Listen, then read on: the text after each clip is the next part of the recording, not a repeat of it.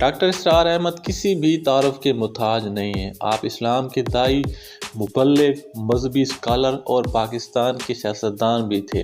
1932 میں آپ بھارتی ریاست ہریانہ کے ایک ضلع حصار میں پیدا ہوئے اور آپ مغل خاندان سے بلانگ کرتے ہیں۔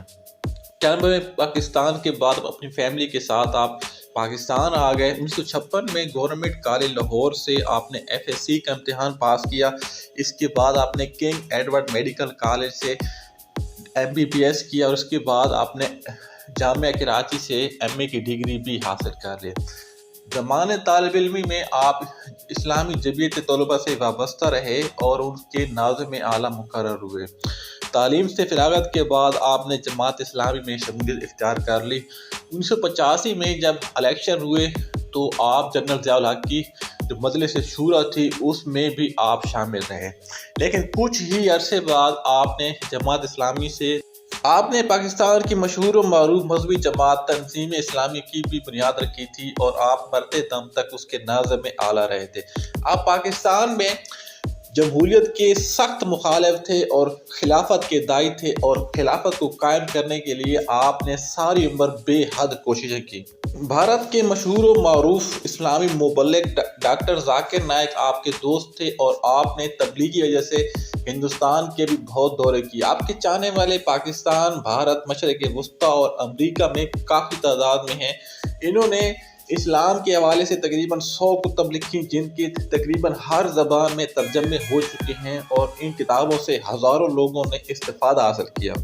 2010 میں آپ دل کے عارضے کے سبب اپنے خالق حقیقی سے جا ملے۔ جب آپ نے وفات پائی تب آپ کی عمر 78 برس تھی۔ آپ کو گارڈ ٹاؤن لاہور کے قبرستان میں دفن کیا گیا اور آپ کے چاہنے والے آج بھی آپ کی قبر پر حاضر ہوتے ہیں اور آپ کی روح کے لیے ثواب کرتے ہیں۔ ہماری دعا ہے کہ اللہ تعالیٰ آپ کی مغفرت فرمائے۔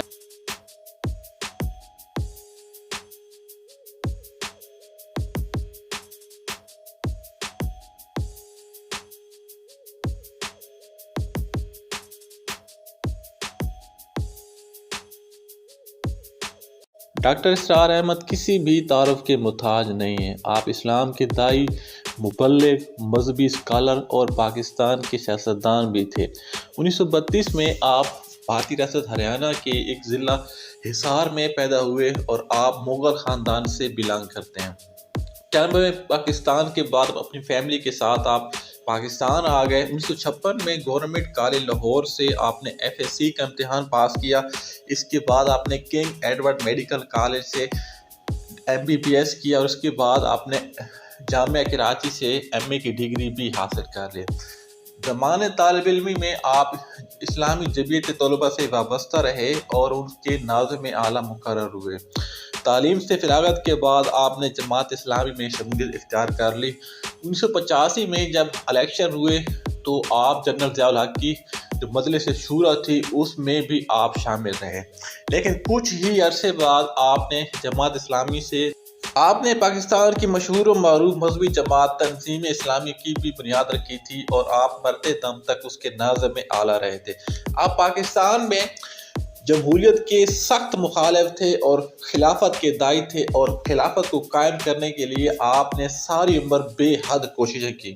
بھارت کے مشہور و معروف اسلامی مبلغ ڈاکٹر ذاکر نائک آپ کے دوست تھے اور آپ نے تبلیغ کی وجہ سے ہندوستان کے بھی بہت دورے کیے۔ آپ کے چاہنے والے پاکستان، بھارت، مشرق وسطیٰ اور امریکہ میں کافی تعداد میں ہیں۔